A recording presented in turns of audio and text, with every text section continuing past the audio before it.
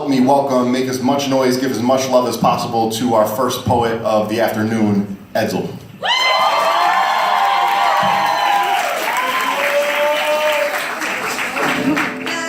I just need to clear my mind now. It's been racing since the summertime. Now I'm holding down the summer now. This is titled Wolves.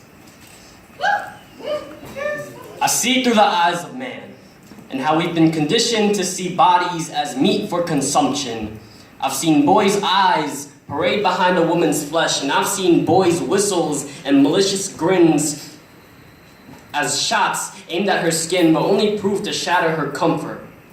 Confession. My eyes have trailed behind these beings as they walk past me. This behavior of men assimilated itself in the psyches of our sex, and most boys would consider it a privilege. But it resembles a neglected curse, for our celebration over ass and chests is just that expected. So our women arm themselves in garments when nocturnal beasts laugh and snicker.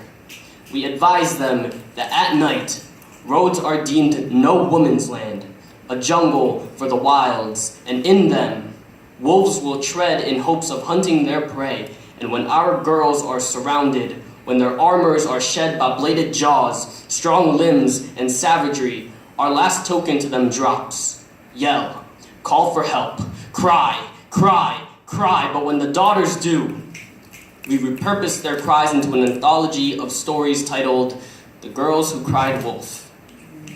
Question. Questions such as, what were you wearing, defend the beast rather than condole the broken.